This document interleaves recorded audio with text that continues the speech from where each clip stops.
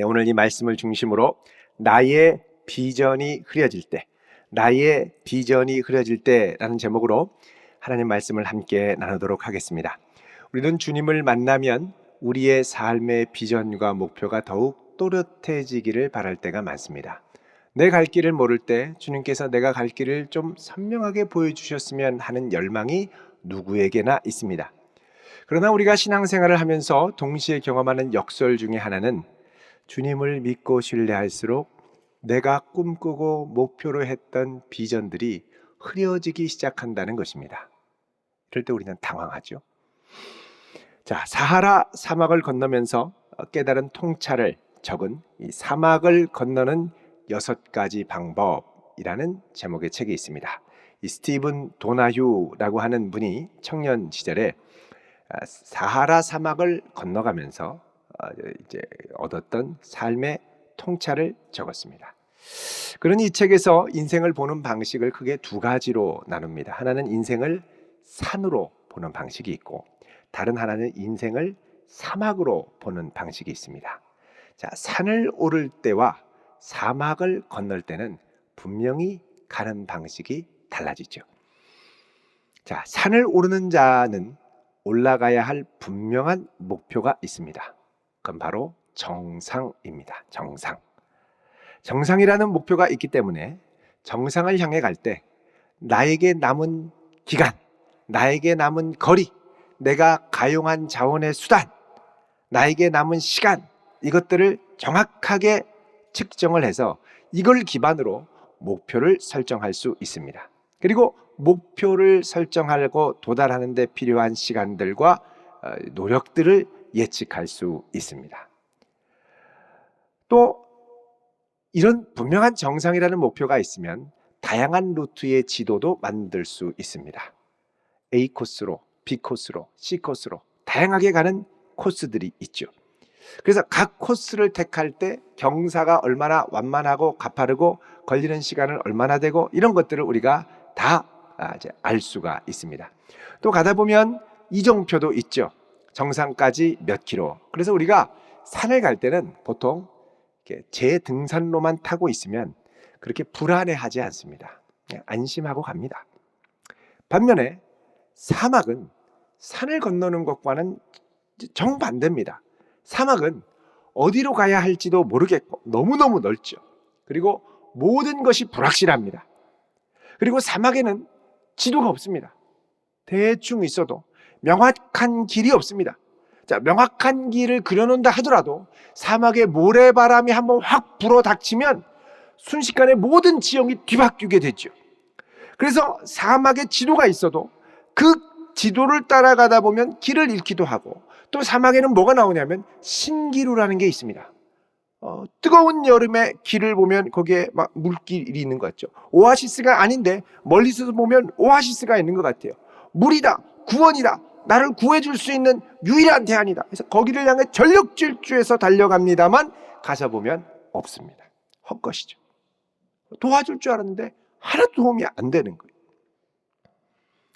또 사막에는 대자연의 변화무쌍한 변화가 있기 때문에 내가 아무리 준비해도 성공이 보장되지가 않습니다. 아무리 보호장치를 하고 몸을 사리고 안전한 길을 택해도 일단 사막에 모래폭풍이 몰아닥치면 이 모래폭풍이 구멍이란 구멍은 다 뚫고 들어옵니다. 귓구멍, 콧구멍까지 다 들어와요. 그래서 이 대사막 앞에서 인간은 한없이 무력함을 경험하고 내 계획과 계산대로 되지 않는다는 것을 깨닫고 무력감을 경험하며 절망하고 낙담하기도 합니다. 그래서 많은 사람들은 불확실한 사막을 건너는 것보다 분명한 정상이 있는 산을 건너기를 선호합니다.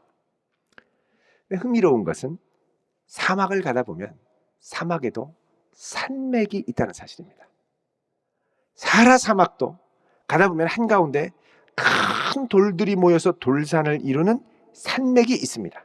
그래서 사하라 산맥에는 아하가르 산맥이라고 하는 멋지고 웅장한 산맥이 쭉 뻗어 있죠.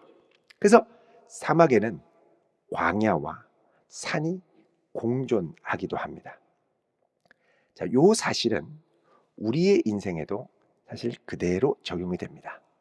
우리 인생은 산도 있지만 사막, 광야도 펼쳐집니다. 대부분의 산은 언제 경험하냐면 대학교 졸업할 때까지 경험합니다. 유치원 졸업하면 초등학교 가죠. 초등학교 졸업하면 중학교 갑니다. 여러분, 유치원 졸업할 때 나는 인생을 어떻게 살 것인가? 초등학교를 때려칠 것인가? 뭐 그런 고민 해보신 적이 있습니까? 거의 없습니다. 저는 해봤습니다. 왜냐하면 제가 그 전까지 유치원을 4년을 다녔는데 4년을 다니다가 너무 지루해서 초등학교를 갈까? 유치원을 1년을 더 다닐까? 고민을 했어요. 그 초등학교에 청강생으로 갔는데 환경이 너무 안 맞아서 적응을 못했어요. 3개월 만에 초등학교 때려치고 다시 유치원으로 돌아왔습니다. 그때 그 심각한 고민을 여러분 모르실 거예요. 인생에 앞으로 할 고민을 미리 한 거죠. 근데 여러분, 그래서 제가 유치원 5년 다녔습니다. 그래서 설교할 때 보면 가끔씩 유치한 게 나오죠. 유치원의 영향입니다. 여러분, 초등학교 졸업하고 중학교 갈 때 내가 중학교를 갈까 때려치울까 고민한 분들 별로 없습니다. 고등학교도 그렇고 대학교도 서로 다른 학교의 차이일 뿐이지 웬만하면 다 가죠. 이거 갖고 고민하는 분이 거의 없습니다. 그러니까 대학교 갈 때까지는 우리가 계속 앞으로 가야 할 진로가 앞에 있을 뿐입니다. 대학교 졸업할 때까지 몇 살, 군대 가기 전까지 몇 살, 다 있어요. 그리고 나서 대학교 졸업하면서 취업을 앞두고부터는 우리에게는 드넓은 사막이 펼쳐집니다. 정답이 없습니다. 그 다음부터는. 그동안 내가 준비하고 나름대로 꿈꿔왔던 모든 것들이 일단 취업 전선과 대학을 졸업하고 내가 할 꿈과 비전을 찾아다니다 보면 내가 그동안 준비했던 모든 것이 흐려집니다. 나는 이 길을 갈 줄 알았는데 그 길이 갈수록 아니라는 걸 깨닫게 됩니다. 그러니까 길이 지워지는 거죠. 모래에. 그래서 이 광야로 들어가면, 본격적인 이 광야로 들어가면 그동안 내가 준비했던 모든 것들이 무용지물이 되는 경험을 하기 시작합니다. 그동안 나름대로 촉망하다고 생각하고 전도 유망하다고 생각했는데 이 전도 유망은 학교를 다닐 이 명확한 정상에 보일 때는 전도 유망했는데 최단기로 끝내고 이거 그렇게 했는데 어쨌든 간에 광야로 가니까 그다음부터는 최단기가 별 의미가 없더라는 거예요. 게다가 요즘 코로나 시대에 이제 기업이 위축되고 여러 환경이 위축되면서 내가 준비했던 것들이 이렇게 속수무책에 모래폭풍 앞에 속수무책으로 당하는 것 같은, 그러니까 내가 꿈꿨던 명확한 청사진이 갈수록 흐려진다는 겁니다. 그래서 인생의 광야 앞에 갈 때는 그동안 내가 선명하게 그렸던 지도들이 이렇게 다 흐려지기 시작하죠. 여러분, 사막을 건널 때 필요한 건 지도가 아니라 나침반입니다. 나침반은 어디가 정북인지 정남인지를 가리키고 어떤 환경, 모래가 불고 길을 잃어버려도 그 환경을 향해 꿋꿋하게 갈 수 있도록 방향을 제시하죠. 하지만 우리는 사막을 건너면서 나침반을 사용하는 것을 두려워합니다. 왜요? 눈에 보이는 것에 너무 많이 의존하고 살아왔기 때문에, 눈에 그려지는 것에 너무 많은 소망을 두어왔기 때문에, 그래서 보이는 것이 없이 나침반만 의지해서 앞으로 나가는 것을 아주 두려워합니다. 여러분, 우리는 눈에 보이는 것에 기반해서 목표를 세우고 예측을 하는 것을 현실적이라고 생각합니다. 그런데 눈에 보이는 것을 의지하며 살아가다 보면 의외로 많은 것들을 놓치게 됩니다. 자, 2004년 12월 26일에 우리가 다 아는 것처럼 인도네시아의 수마트라 섬 부근에 규모 9.0의 강진이 발생했습니다. 어마어마한 해일이 일어나서 전체를 덮쳤는데 그때 인도네시아, 스리랑카, 인도, 태국 동시에 다 덮쳤죠. 그게 얼마나 컸는지 위력이 원자폭탄의 200만 배가 넘는 위력이었다고 합니다. 이때 공식 집계로만 이 해일로 인해서 15만 7천 2명이 사망을 했습니다. 수많은 마을이 물에 빠졌고 수많은 사람들이 물에 빠져 죽었습니다. 여러분, 이 와중에 그런데 놀라운 사실이 발견됐습니다. 그것은 수많은 사람이 물에 빠져서 둥둥 떠가고 죽어가는데 아무리 눈을 씻고 봐도 야생동물의 시체는 없더라는 거죠. 야생동물은 그럼 어디 있느냐? 미리 감지하고 도망갔습니다. 미리 피한, 그러니까 이 진동, 파동이죠. 음파, 음성, 이 음파의 파동을 듣고 미리 불안을 느끼고 때로 다 도망갔어요.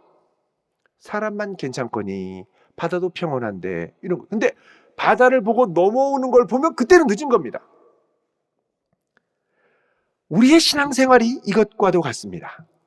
신앙생활은 눈에 보이는 것만 따라가는 게 아니라 보이지 않는 감각을 의지해서 살아가는 것입니다.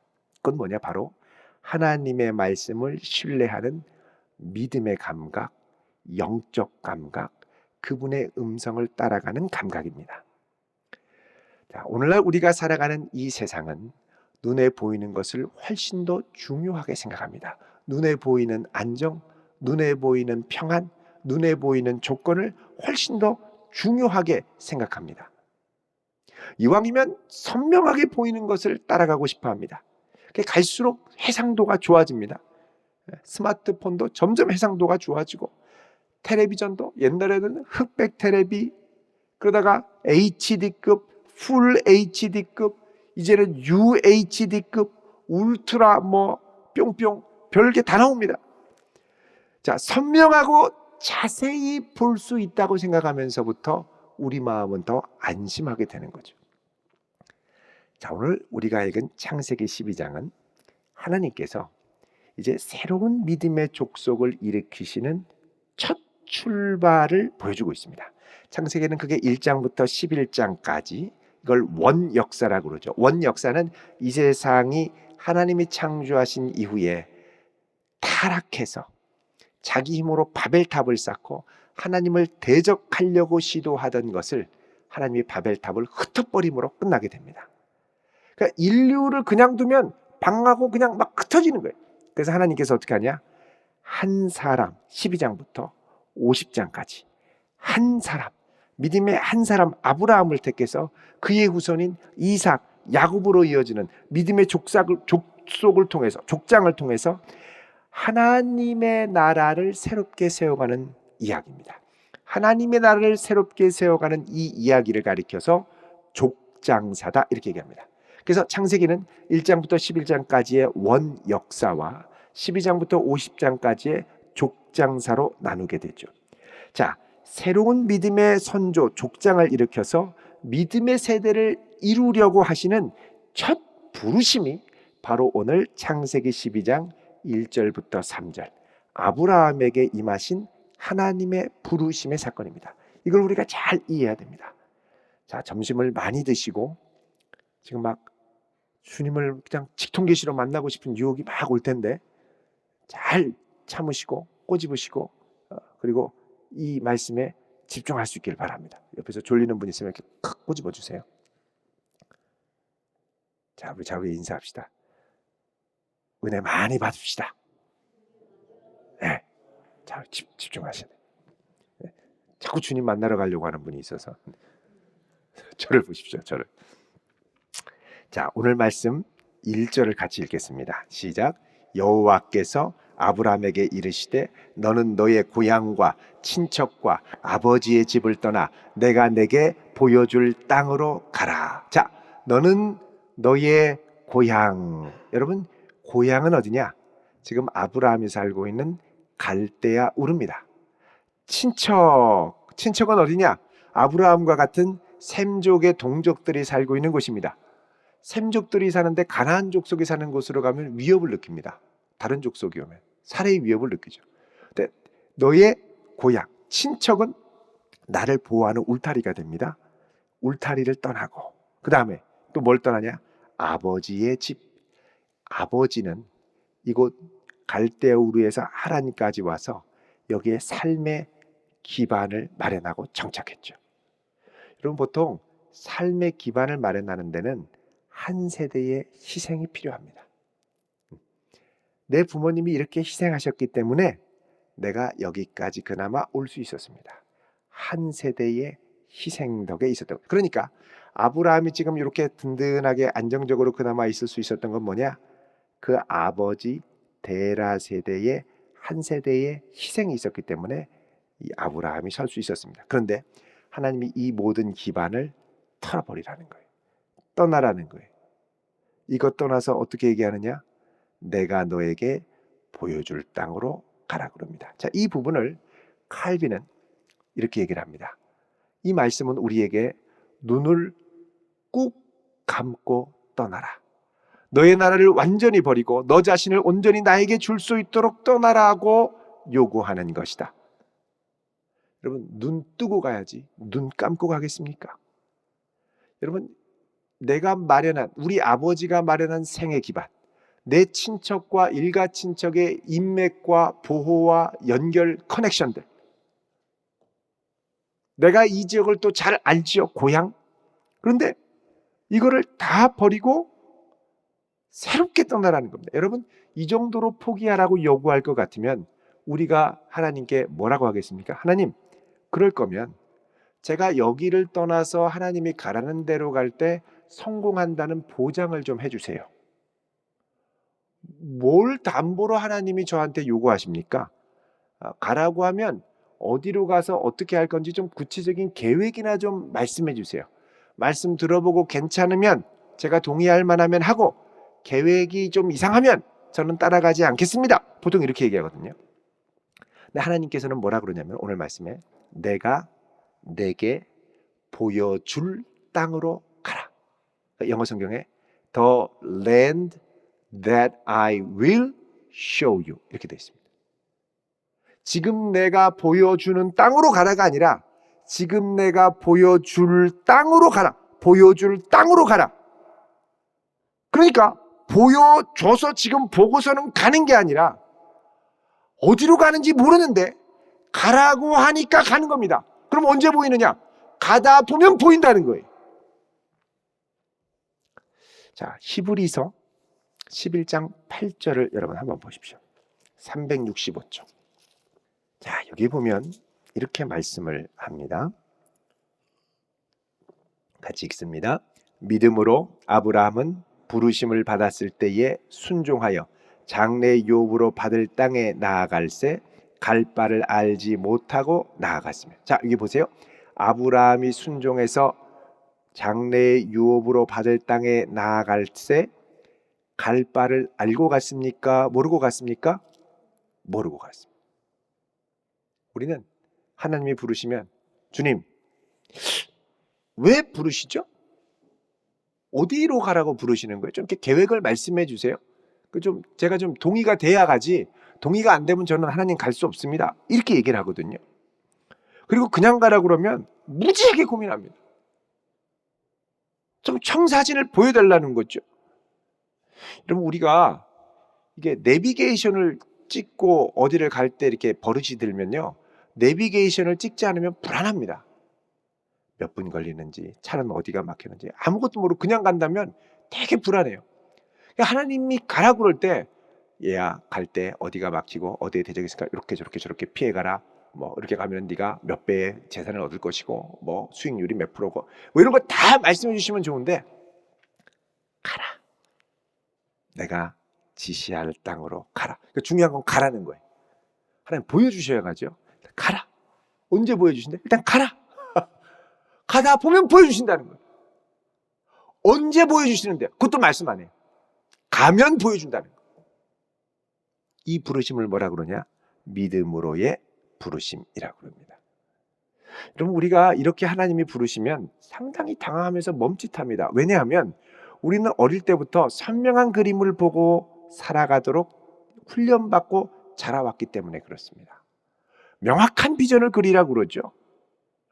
여러분, 근데 지금 환경을 보면 아브라함이 이게 되게 불안한 상황이거든요. 보십시오. 나이가 75세고 이제 노년기로 접어들고 아내는 불임입니다. 아이가 없습니다. 아버지 돌아가셨습니다. 그리고 아버지가 남긴 생애 터전이 있죠. 이거 이어받아서 계속해서 생업을 이어가야 됩니다. 그런데 이 노인이 자녀도 없는데 위험천만한 새로운 다른 족속이 있는 다른 곳으로 여행을, 그것도 이주할 생각을 갖고 기존에 있던 모든 터전을 다 버리고 새롭게 간다. 어마어마한 모험입니다. 여러분, 이거 어떻게 해야 되겠습니까? 그래서 우리는 이럴 때 내가 어떻게 할까를 기대하면 안 되고, 나를 부르신 하나님이 나를 통해 어떻게 할까에 집중해야 됩니다. 그걸 보여주는 게 그 다음에 이어지는 2절 3절 말씀이죠. 같이 읽어보겠습니다. 시작. 내가 너로 큰 민족을 이루고 내게 복을 주어 내 이름을 창대하게 하리니 너는 복이 될지라. 너를 축복하는 자에게는 내가 복을 내리고 너를 저주하는 자에게는 내가 저주하리니 땅의 모든 족속이 너로 말미암아 복을 얻을 것이라 하신지라. 아멘. 자, 여기 보면 하나님의 큰 축복이 있습니다. 큰 민족을 이룰 것이다. 아브라함의 이름이 높여질 것이다. 아브라함을 통해 복과 저주가 임할 것이다. 얼마나 놀라운 복입니까? 그런데 뭐라 그러냐면 이 모든 것을 성취하는 게 아브라함이 아니고 하나님이다 라고 그러죠. 그래서 내가 라는 표현이 등장합니다. 여기 보면 내가 너로 큰 민족을 이루고 내가 너에게 복을 주고 내가 내 이름을 창대하게 하고 너를 축복하는 자에게 내가 복을 줄 것이고 너를 저주하는 자에게 내가 저주할 것이고. 1인칭 내가 한다라는 중심 동사가 이 한 절에, 이 두 절에 5번이나 등장합니다. 무슨 말이냐? 이제부터 이 길은 아브라함이 개척하는 길이 아니라 하나님이 인도하시고 하나님이 성취하는 길이라는 것입니다. 하나님이 책임져 주시는 길이라는 거죠. 그래서 이제부터 아브라함은 자신의 계획과 성취를 위해 사는 삶이 아니라 하나님의 뜻과 하나님의 행하심을 맛보는 삶, 그의 나라와 의를 경험하는 삶으로 바뀌게 된다는 것입니다. 여러분, 바벨탑의 문화가 우리에게 제공하는 것이 뭡니까? 그 뭐냐? 나의 뜻과 야망을 이루어주고 안정을 이루어줄 수 있는 신입니다. 그러나 하나님의 부르심이 아브라함과 우리에게 요청하는 것은 무엇입니까? 내 뜻을 이루어주시는 하나님이 아니라 하나님의 뜻을 이루어드리는 내가 되는 겁니다. 자, 이 하나님의 어마어마한 부르심 앞에 아브라함은 오직 하나님을 의지하여 대담한 모험을 출발합니다. 그렇게 해서 그가 출발해서 머문 곳이 어디냐? 6절에 보면 세겜 땅입니다. 12장 6절에 보면 세겜 땅, 모래상수리 나무 아래 세겜 땅. 자, 여기에 오니까 하나님이 뭐라 그러냐면 7절에 이렇게 확증하십니다. 같이 읽습니다. 7절 시작. 여호와께서 아브라함에게 나타나 이르시되 내가 이 땅을 내 자손에게 주리라 하신지라. 아멘. 자, 여기까지요. 자, 하나님이 뭐라 그러냐면 이 땅을 내 자손에게 주리라. 여러분, 지금 아브라함 나이가 75세였습니다. 그럼에도 이렇게 말씀하시는 하나님을 신뢰했죠, 아브라함이. 그래서 어떻게 하느냐? 그 뒤에 보면 자기에게 나타나시는 여호와께 그가 그곳에서 제단을 쌓고 예배를 드리고 이름을 높여드렸죠. 그리고 하나님의 인도로 여기에서 어디로 가냐면 그 다음 보면은 8절에 베델과 아이로 갑니다. 베델과 아이 사이의 지역으로 가서 다시 제단을 쌓고 예배를 드리고요. 그 다음에 아브라함은 9절에 남방으로 갑니다. 남방은 히브리어로 네게브인데 이 네게브 지역에 나중에 아브라함이 땅을 사서 묘지를 삼죠. 근데 이 장소들은 나중에 보면 어떻게 되냐면 여호수아가 가나안 땅을 정복할 때 진지의 거점으로 삼은 지역들입니다. 다른 말로 하면 자기도 모르게 나중에 후손들이 약속의 땅 가나안 정복을 위해 진지로 삼을 곳을 미리 순례를 했던 겁니다. 그러니까 나는 아무것도 모르고 그저 순종해서 따라갔더니 가나안 정복의 상징적인 발걸음을 먼저 뛰게 되더라는 것이죠. 전에 어거스틴이 이런 말을 했습니다. 하나님은 앞으로 다가올 일을 미리 알려주시지 않는다. 만일 자신의 성공을 미리 안다면 나태하게 될 것이고 반대로 자신의 불행을 미리 안다면 실망하고 좌절할 것이기 때문입니다. 그래서 하나님은 매 순간 우리가 꼭 알아야 할 작은 퍼즐만을 보여주십니다. 그래서 여러분, 우리는 지금 나에게 하나님이 주신 이 작은 퍼즐이 무엇인지에 집중해야 됩니다. 근데 우리는 이 작은 퍼즐을 보고 이렇게 마음에 안 들면 실망합니다. 이 퍼즐을 예쁘게 잘 색칠을 해서 딱 준비를 해놔야 되는데, 뭐 퍼즐이 이래. 기분 나빠. 내가 진짜 이거 하려고 여기까지 왔나? 이런 생각이 들면 그냥 퍼즐을 하찮게 여기고 확 버려버려요. 또 색칠을 예쁘게 해야 되는데 색칠도 안 해요.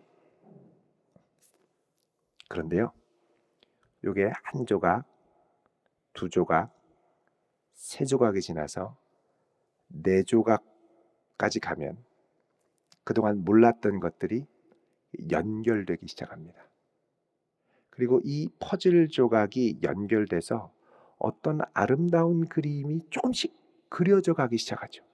그때서야 우리는 하나님이 이걸 위해서 나를 이렇게까지 인도하셨구나라는 걸 조금씩 깨닫게 됩니다. 그러다가 퍼즐이 점점 많아지면 그림이 보이죠. 이야, 이래서 나를 이렇게 인도하셨구나. 놀라게 됩니다. 하나님은 매 순간 이 아름다운 우리 인생의 작은 조각을 퍼즐로만 주실 뿐이죠.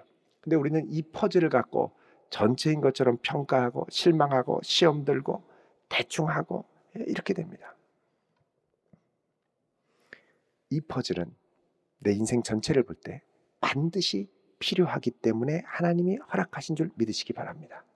그래서 우리는 그거를 최선을 다해서 칠해야 돼요. 남들하고 비교할 게 아닙니다. 왜? 남들의 인생과 내 인생의 때가 다르고 그의 인생에 필요한 퍼즐과 내 인생에 지금 필요한 퍼즐이 다릅니다. 모양도 다르고 색깔도 다르고 단 내게 주신 이 퍼즐을 아름답게 최선을 다해 칠할 뿐입니다. 칠하고 났더니 그 다음 퍼즐이 주어지고 그 다음 퍼즐을 칠하고 났더니 그 다음 퍼즐이 주어지죠.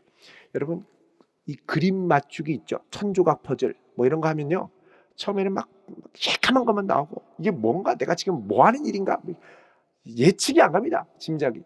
근데 여러 개를 맞춰서 가다 보면 예쁜 그림의 일부가 보이기 시작하죠.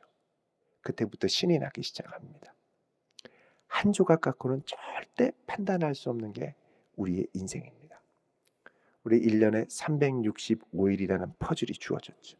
10년이면 3650개의 퍼즐이 주어집니다.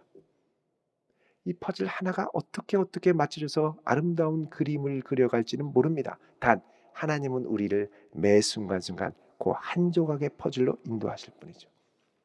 내가 내게 지시할 퍼즐로 가라. 하나님 뭔지를 좀 보여주셔야 알 필요 없다. 안 알려주세요. 왜 그랬는지 모르는데 일단 여기에 있게 하셨어요. 그러면 여러분, 여기서 하나님의 영광이 드러나기를 기도하며 그 퍼즐을 충실하게 채울 수 있기를 축원드립니다. 우리는 매력적으로 보이는 이 세상의 흐름에 따라 살도록 부름받은 사람들이 아닙니다. 우리는 믿음으로 하나님을 위하여, 그분의 나라를 위하여, 하나님의 뜻을 이루기 위하여 살도록 부름받은 사람들입니다. 내 야망을 위해 하나님이 도와주시는 게 아니라 이제 내 모든 것을 통해 하나님께 쓰임받는 삶으로 바뀌기 시작한 것이죠. 이래서 우리는 내 뜻, 내 소원, 내 소망이 아니라 주님의 뜻, 주님의 소원, 주님의 소망을 향해 달려가야 한다는 것입니다. 그래서 우리가 매 순간 그분의 뜻에 초점을 맞출 때 그 다음부터는 우리 삶에 예기치 못했던 그분의 놀라운 섭리와 계획이 펼쳐질 줄 믿습니다. 지금 여러분에게 주어주신 천재의 조각이 뭔지는 모르죠. 각각 다릅니다. 비교할 필요도 없습니다. 단 그 퍼즐을 주님의 나라와 영광을 구하며 최선을 다해서 채워갈 때, 그때 이거 안 채웠으면 큰일 날 뻔했어요. 알고 보니까 큰 고양이 퍼즐의 눈알이었네요. 몰라요. 네, 눈알 빠져보십시오. 그 퍼즐 얼마나 웃깁니까? 제일 중요한 거예요. 모릅니다. 이런 것들을 아름답게 채워가며 곳곳 걸음걸음 하나님만을 신뢰하며 내일 일은 모르지만 주님의 뜻대로 우리 인생의 아름다운 퍼즐들을 잘 채워갈 수 있는 복된 성도 되시기를 주님의 이름으로 축원드립니다. 기도하겠습니다. 거룩하신 아버지 하나님, 아브라함처럼 갈 바를 모르고 부름을 받은 저희들, 때로는 앞길이 보이지 않고 막막하고 어떻게 가야 하나 하는 생각도 들고 염려도 되고 근심도 되지만, 시간 우리 믿음의 눈을 들어 우리와 함께 하시는 주님을 바라보기를 원합니다. 거룩하신 하나님, 내 뜻과 내 야망에 집중하는 것이 아니라 지금 이곳에 오셔서 우리를 향하여 말씀하시는 주님의 부르심에 집중하며 그 말씀에 순종할 수 있는 저희들 되게 하시고, 담대히 믿음의 발걸음을 떼어 모험으로 나아가게 하옵소서. 예수 그리스도의 이름으로 기도하옵나이다. 아멘.